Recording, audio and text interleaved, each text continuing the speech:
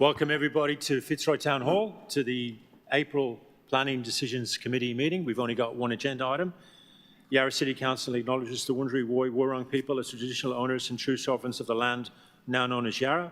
We acknowledge their creative spirit Bunjil, their ancestors and their elders.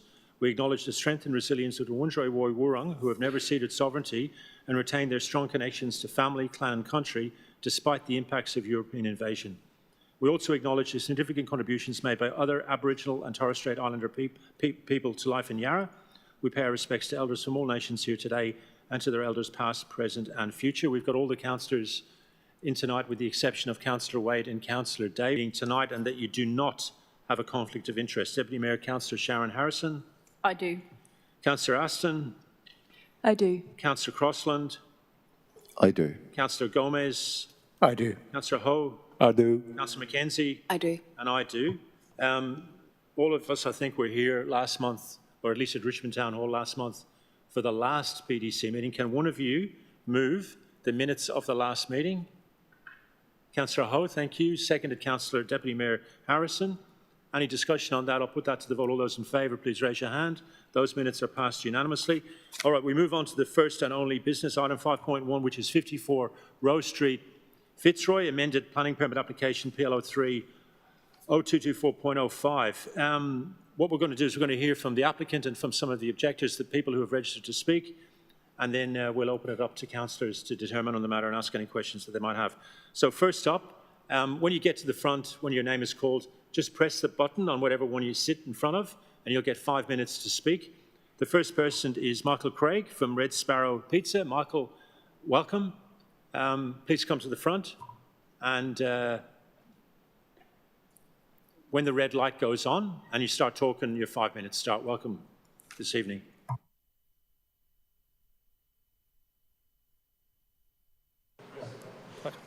Okay. Thank you for your time today and for allowing me to discuss the proposed planning permit amendment. My name is Michael Craig and I'm the owner of Red Sparrow Pizza along with my partner Shelley.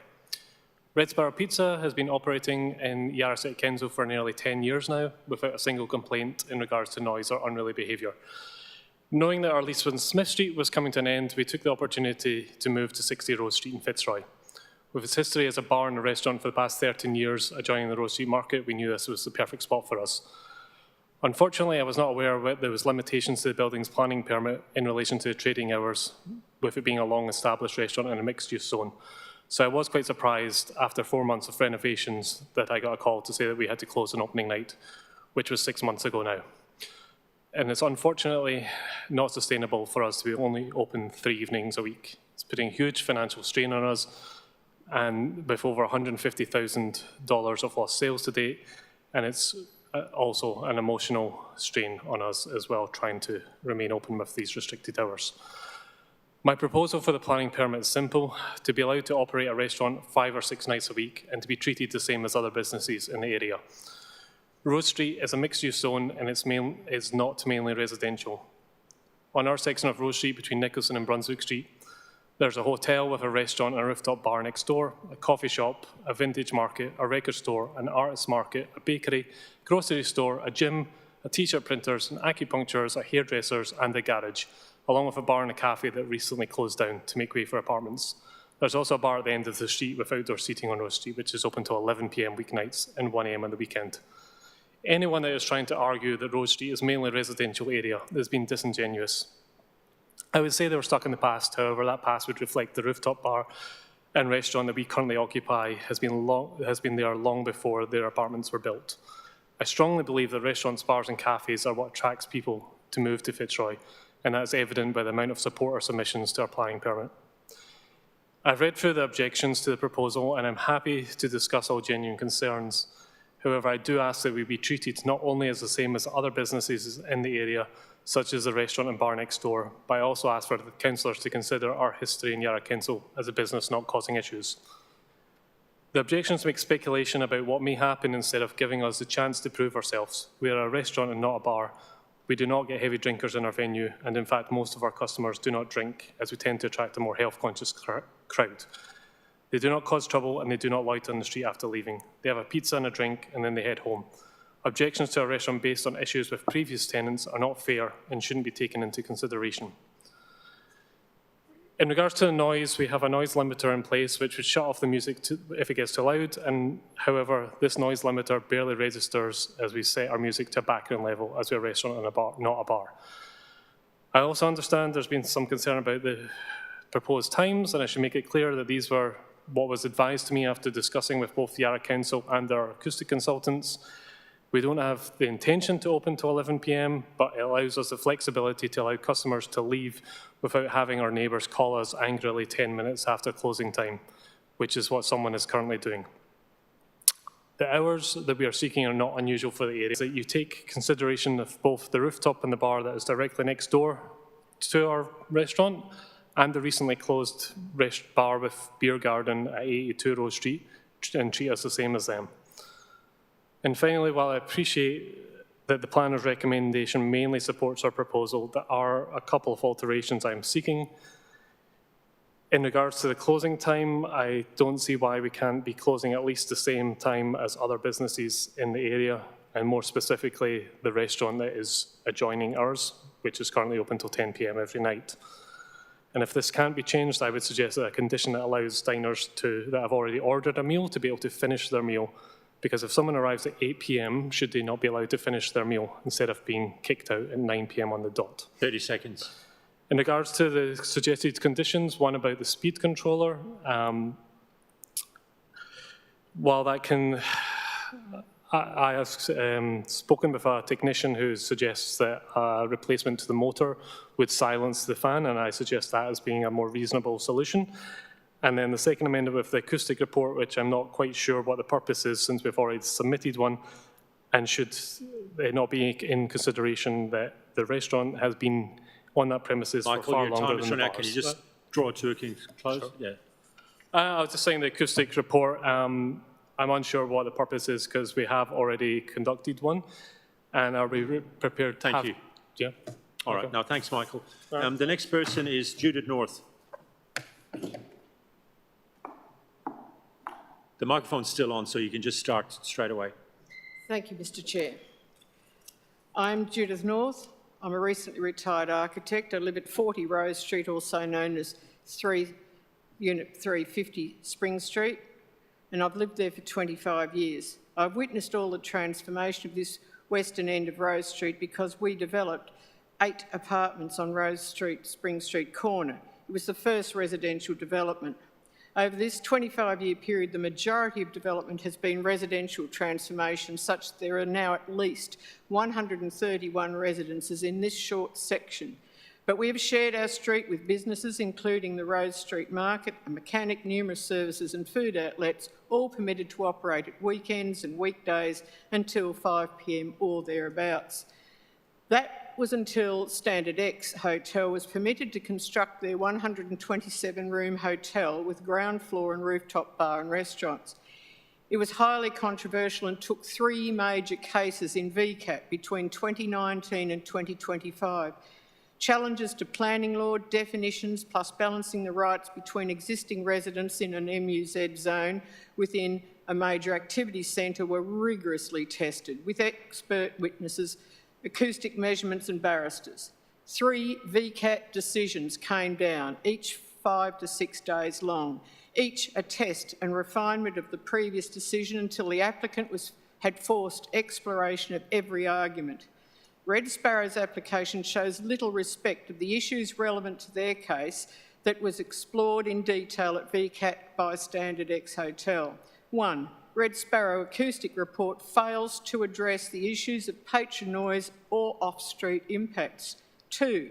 The acoustic report referenced measurement of noise when Red Sparrow was not open for business, Wednesday and Thursday, the 3rd of the 12th and the 4th of the 12th last year. 3. The 2014 modification to the town planning permit requiring 3.8mm laminated glass infill to the north above the balustrade is totally inadequate. The western and southern side of the bar restaurant at the upper level still remain fully open to the 38 apartments at 48 Rose Street next door. The acoustic report identifies the residences on the north side of Rose Street, opposite Red Sparrow, as potential parties to be at risk of loss of amenity, but downplays the risk.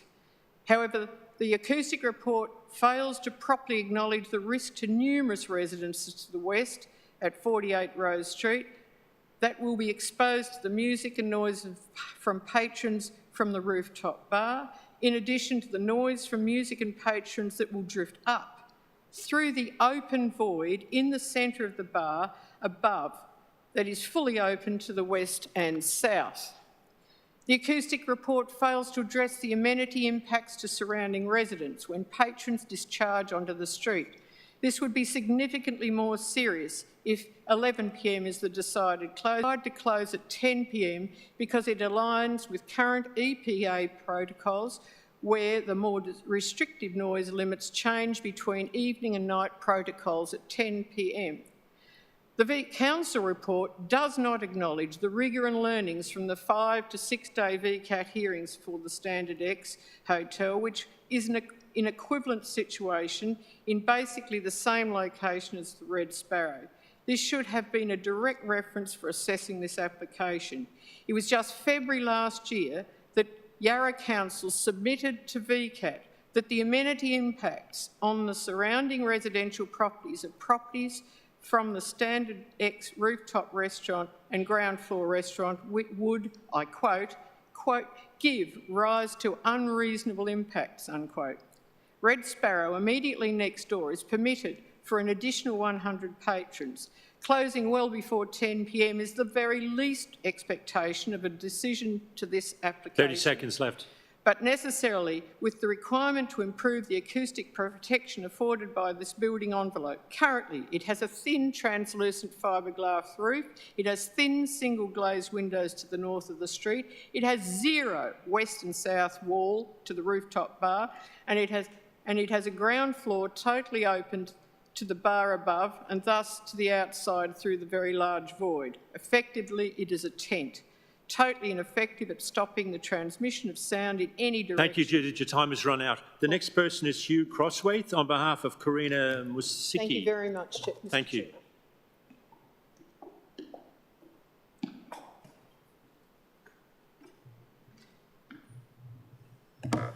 Your 5 minutes start as soon as you start speaking. Thank you. Welcome.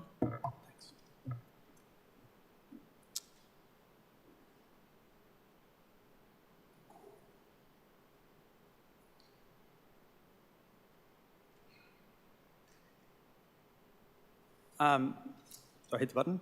Yes. All right. I appeared like Judith in VCAT in relation to the Standard X Hotel applications. Hugh, could you just move the microphone a little bit closer because it's just hard to hear you. Thank you. Apologies, is that better? Yeah, I appeared before the tribunal 3 times in relation to Standard X Hotel, as Judith did. And the amenity, and as Judith sort of outlined quite clearly, the amenity goals of the council in those matters were largely aligned with those of the community. The community and the council in the Standard X matters prevailed 3 times. The current proposal, as I read it, is essentially the same as the proposals that were successfully resisted by council in relation to the premises next door to the relevant site.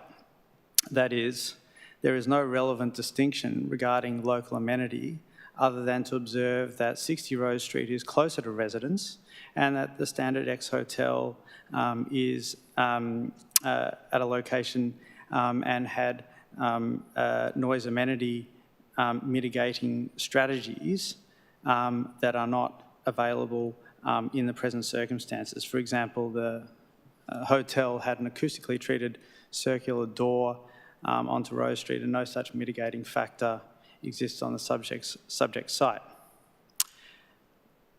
Critically, and despite the mitigation strategies that were used by Standard X, the VCAT found, and this is directly from the decision in 2023, that it was not persuaded that the proposal would result in an acceptable outcome, primarily because the relevant VCAT member was not satisfied that off-site patron noise could be managed to an acceptable degree or the risk could be mitigated to an acceptable level, including through a hotel management plan. The tribunal found that the combination of extended hours, the ability for non-hotel guests to patronise the restaurant and a liquor licence would give rise to an unacceptable amenity impact to nearby residential properties. And that's in a circumstance in which the people that use a hotel bar and restaurant are often not going to leave the site thereafter.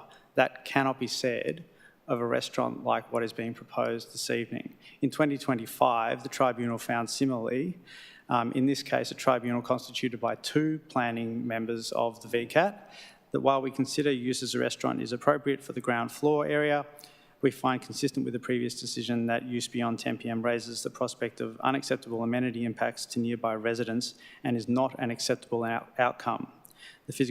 There hasn't actually been, as I understand it, any relevant change to the planning scheme that would warrant departure from that reasoning. The application cannot be supported consistently with the reasons of the tribunal, and a decision inconsistent with the tribunal's consideration would simply welcome long and expensive litigation whilst ensuring that the commercial goals of the applicant that we heard about tonight are not met in the short term.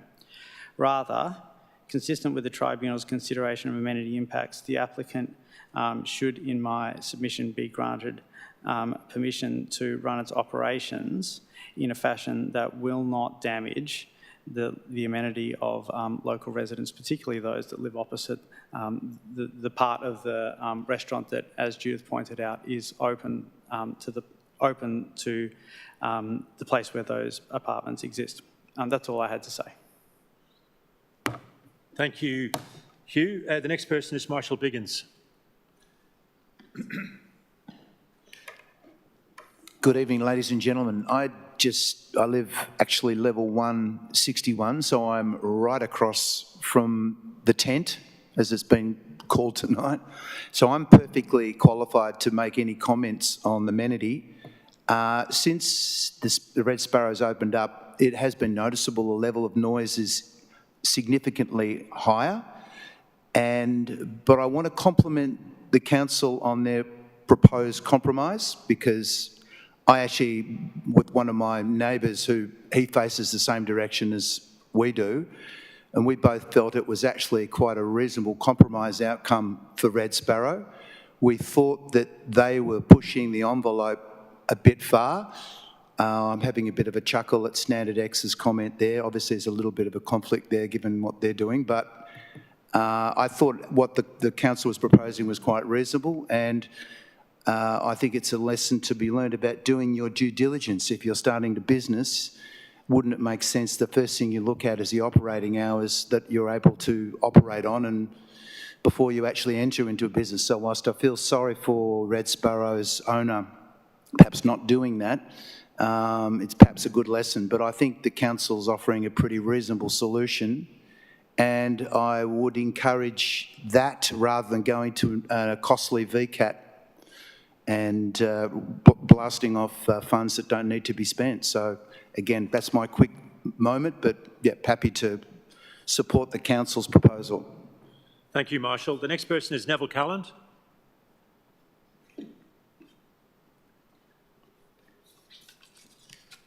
And we've got 2 more after that, and that'll be it from... Thank you, Mr Chair. My name's Neville Calland. I live at 40 Rose Street. I've lived there for 25 years. I object to this application for a change of conditions for the permit relating to 54 Rose Street. The executive summary of the Planning Committee report perhaps gives the best indication of why this application should be declined. The reasons given do not stand up to scrutiny. From the executive summary, the site is located in a major activity zone and already has a permit for food and drink premises. Logically, that means that there is already a permit in place for Red Sparrow to operate their business. That does not provide a reason to change the permit. Again, from the executive summary, an increase in operating hours is reasonable having regard to the type of premises and the site context. We need to remind ourselves that essentially this application is to extend the operating hours for the use as a bar. The business presently operates to serve food before 9 p.m, and it is likely that it will continue to be the case. The additional business relating to this application is service of alcohol later into the night. The site context for this type of business in this particular location has been exhaustively investigated in a number of recent VCAT hearings relating to the Standard X Hotel, which is an adjacent property.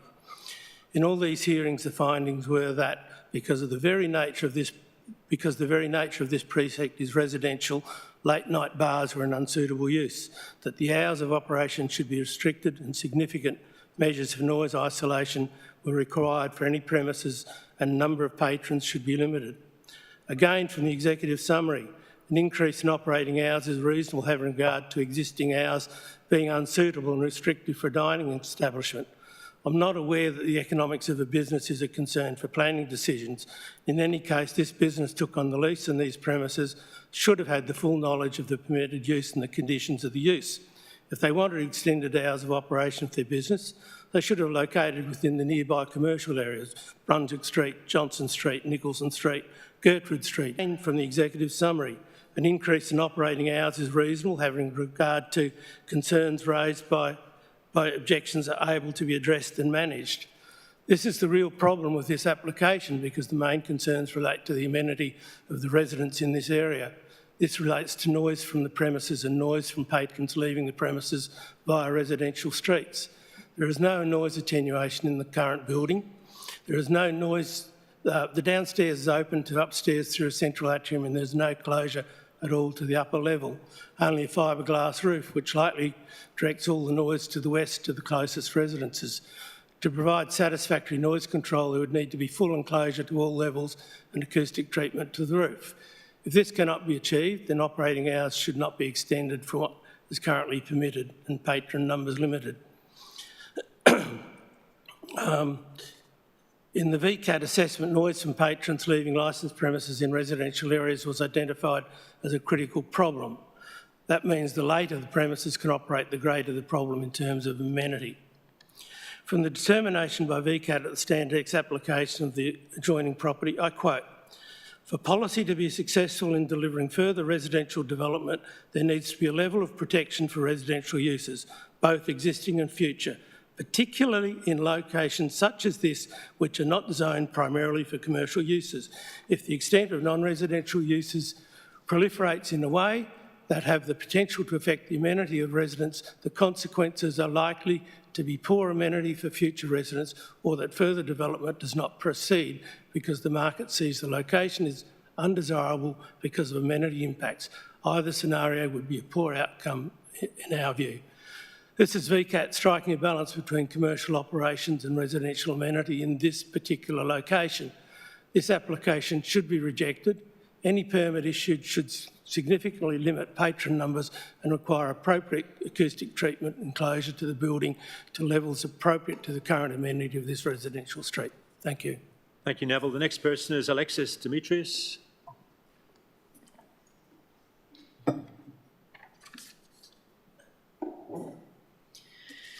Good evening, everybody.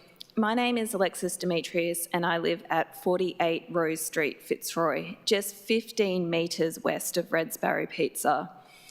When I first heard that Red Sparrow was relocating from a commercial zone on Smith Street to the site at 54 Rose Street, I could not believe it.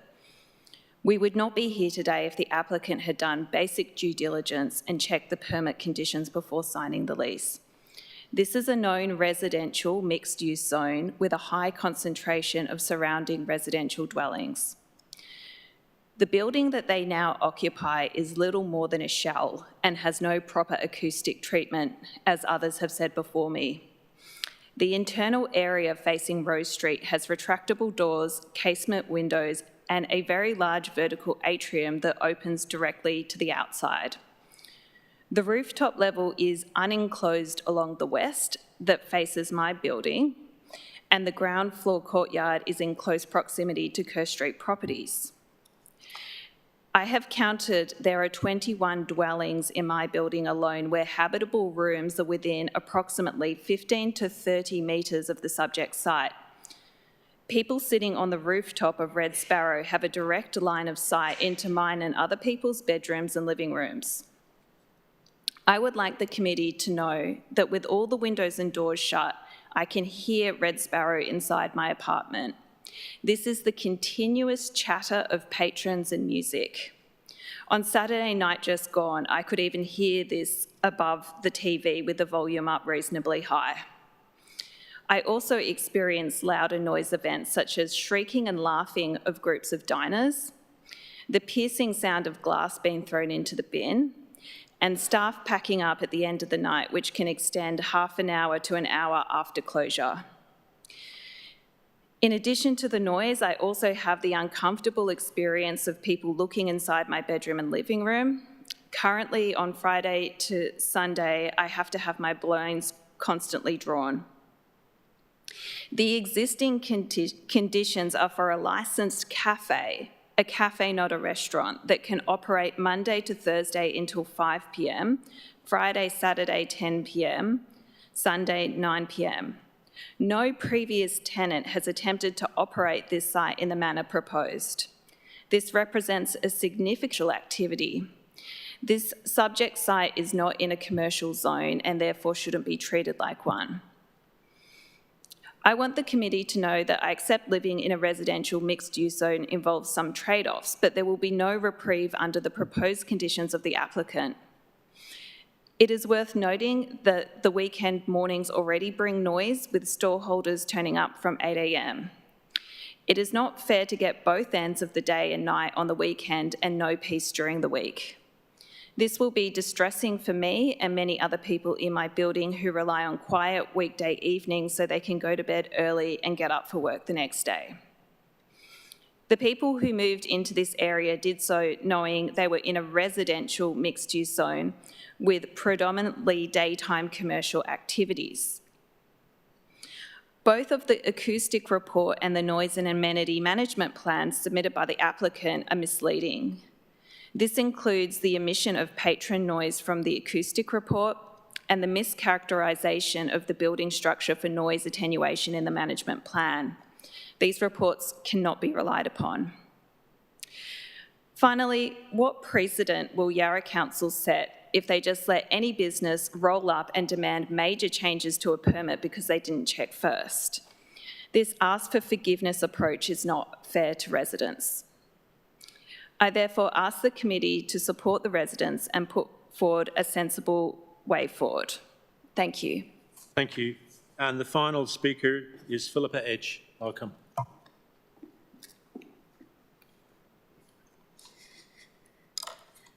Good evening, everybody. I'm Philippa, and I live at 48 Rose Street, directly on the west side of the Red Sparrow Pizza restaurant. Rose Street is well established as being a wonderful and vibrant street at the weekends, but crucially, it remains quiet and primarily residential during the week, with very little through traffic. As the applicant says, there are other businesses on the street. However, these all operate in daytime hours, closing by 5 or 6 p.m. I moved here with the knowledge that weekends would be noisy and busy, yet the weekdays would be quiet, as it is a mixed-use zone with daytime opening hours for any local businesses. The space currently occupied by Red Sparrow has been registered as a licensed cafe with daytime opening hours for over 10 years and has not been run as a restaurant. Any business moving into that space should have been reasonably expected to be aware of these conditions and been prepared to operate accordingly. If Red Sparrow were to extend their opening hours, I would be dealing with noise and lack of privacy at all times I am in my own home. The restaurant would introduce sustained noise during hours where residents can most reasonably expect quiet, after work and into the evening in the week. The resultant effect would be a loss of the only quiet period currently available across the week. Returning home from work, there would be restaurant noise from the moment I step through the front door until the moment I go to bed, followed by weekend noise from 8 o'clock in the morning until 10 o'clock at night. There would not be any opportunity for the quiet and calm in my own house that could be reasonably expected when living in a quiet street in a non-commercial zone. Privacy is also a serious concern for me. The top open bar floor of Red Sparrow Pizza Restaurant is directly level with my bedroom and 15 metres away. The customers sit, bar style, facing directly into my room with clear line of sight, leaving me very exposed. When there are customers or staff members in the restaurant, I cannot get changed without exposing myself, and I cannot relax in my room without people staring directly into my room and onto my bed. As a result, I am unable to use my bedroom normally without either sacrificing privacy or blocking all natural light by closing blinds. Extending the evening hours would mean this loss of privacy occurs every single night I am at home. As has previously been pointed out as well, there is almost no sound insulation on the rooftop area. Noise from patrons and operations is clearly audible inside of my home, including customer conversations, staff activity, cleaning, and increased vehicle movements. Longer hours would extend this disruption later into the evening and into my typical sleeping hours, disturbing mine and other local residents' sleep. There is currently minimal foot or car traffic in the evenings during the week, but with the restaurant opening, I would also expect an increase in traffic and the subsequent associated disruptions. We are not in a commercial zone, such as Brunswick Street, and I would therefore should not be expected to be exposed to the same level of disruption. I believe that the changes to the permit conditions would fundamentally teach local residents and disrupt the calm quiet we depend on midweek in order to alleviate the disruption that we have chosen to live with at the weekends. If the changes were to go ahead, we would suffer disruption at all hours we are at home. For these reasons, I would respectfully ask the committee to reject the proposed changes to the opening hours. Thank you. Thank you, Philippa. Can you just turn off that microphone, if you don't mind? Thank you. Cheers. Councillors, thank you to Michael and all the objectors as well who spoke this evening. First up, councillors, have you got any questions to the officers at this stage? Deputy Mayor Harrison? A couple of the submitters, sorry, let you come out to the front.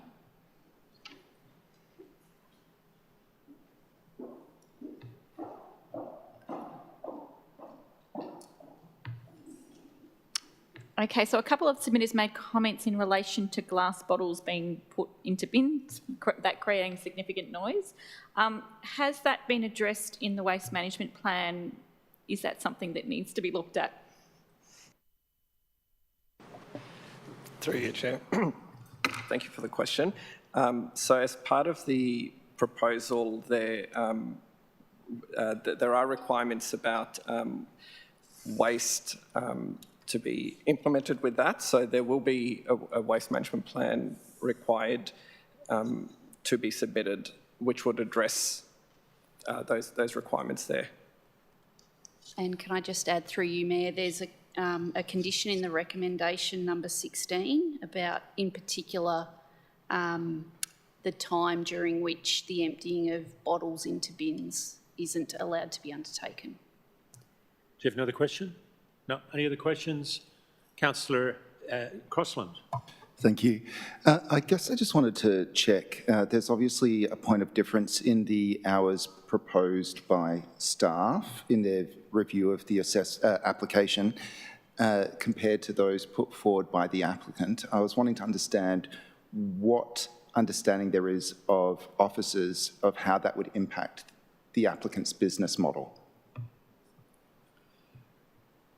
Through you, Chair, it's probably a question for the applicant. The consideration that we gave to the hours that we've included in the recommendation has come from the peer review of the acoustic report that we had undertaken. Any other questions? Councillor Gomez. Thank you. Through you, Mayor. There's been some commentary from the Minister tonight about the applicability or not of the Standard X hotel next door. Just for information, for planning purposes, are we supposed to be influenced by anything that's been decided by the hotel next door? Officers. Thank you. Through you, Mayor. We had regard to the VCAT decision and that permit in consideration of this application, but we also had regard to the advice that we'd received from an acoustic consultant in regards to this particular application. Anyone else? No, thank you, officers. Can you just turn that off? So we're looking for a way forward. I've got one as ward councillor. I'll read it out, and if there's a seconder, I'll speak to it. So basically, that having considered all the objections and relevant planning policies, the committee resolves to issue a notice of decision to amend a planning permit, blah, blah, blah, blah, blah, along the lines of what the officers have put in the papers tabled this evening with the following changes. Monday to Thursday, ground floor indoors only, 7 a.m. to 9 p.m. Ground floor outdoors and first floor 7 a.m. to 5 p.m. That after 5 p.m. on a Monday to Thursday, all ground floor external doors and windows and the awning over the void must be kept closed during hours of operation, except for normal entry and exit of patrons and staff. And finally, in the middle of point 32, we add the following sentence: speakers must only be in use in each area of the restaurant in accordance with the hours of operation as set out in condition 9 of this permit.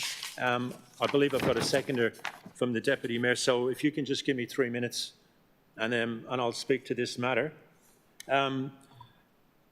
It's really, really difficult when the state government have told us to put 44,000 new people into Yarra. We've all got to squash up next to each other. So what are the principles that we have as a council? One is that on our live music shopping strips, on our, activity centre shopping strips, specific areas for that in those commercial zones, they're absolutely vital for the local economy and to the life of this area. We also try to protect those people in areas where they're closest to those commercial zones as best we can. I think somebody used the term delicate balance. It is a delicate balance. We don't always get it right.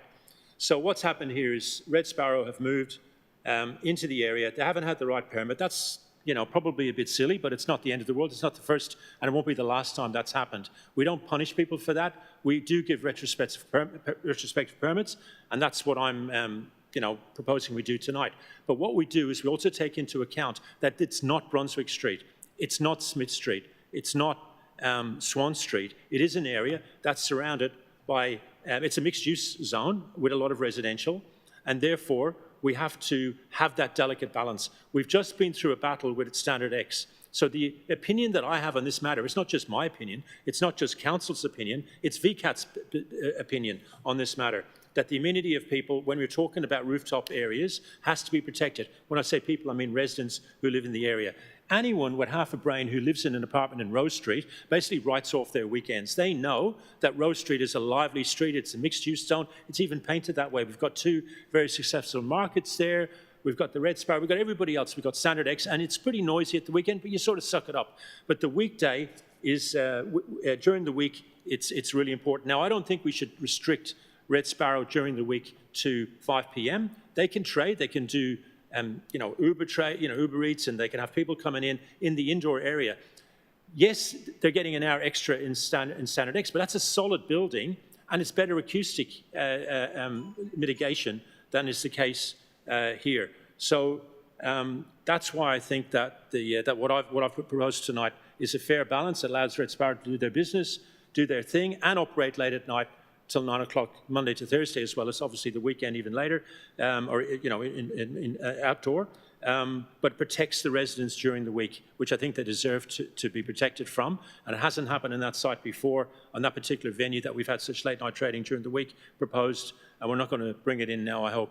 So, Councillor Deputy Mayor Harrison, would you like to speak in seconding this motion? Just briefly, I think, the Mayor's touched on this issue of balancing the needs of residents with the commercial interests around mixed-use zones. It's a really difficult thing.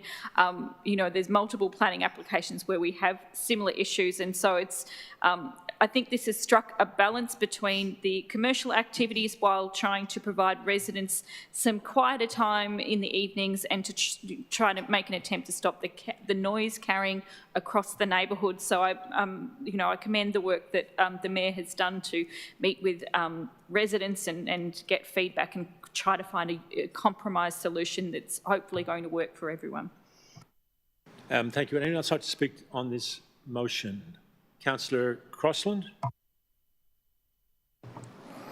Thank you. And thank you to everyone this evening who's taken the time to come here and make a submission. I'm foreshadowing that if this alt motion doesn't get across the line this evening, I'll be moving another alt motion in alignment with the hours of operation put forward by the applicant, being Monday to Saturday 7 a.m. to 11 p.m. and Sunday 7 a.m. to 10 p.m. I absolutely acknowledge the submissions in opposition to the application and the matters that have been raised by people this evening, noting there are a total of 19 objections that have been received. I think it's also important to acknowledge the significant number of submissions received in support of the application, there being 498 more submissions in support of an application than I think we've received for any application to date in the City of Yarra. Local to Yarra within that, we received 20 submissions of support from Fitzroy, 13 from Fitzroy North, 13 from Collingwood, 10 from Richmond, and 5 from Abbotsford. This site is in a major activity centre, and I feel greater recognition of that needs to be made. It's in a location that has been zoned to accommodate this very kind of activity. Red Sparrow is a long-established and much-loved local Yarra business, and we need to be doing what we can to support our local businesses, particularly at a time when many businesses are struggling due to rising cost pressures. I recall several occasions where applications for businesses were knocked back by this Planning Decisions Committee this term that were compliant with the planning scheme, that were deemed to be, by the majority of this committee, to be inappropriate uses, that such business, what they've proposed should be considered as the kind of activity and use to be expected. Living in a major activity centre means taking a different and more holistic view of amenity. It's not for everyone, and residential uses shouldn't trump businesses. And I say this as someone who lives in a major activity centre myself, with my family, and 2 children that are under 1 year old. It's a choice to live there. Reducing hours will ultimately impact business viability, and I'd encourage my colleagues to consider what we want for the future of this site, for the future of the Rose Street Artists Market, and the major activity centre more broadly.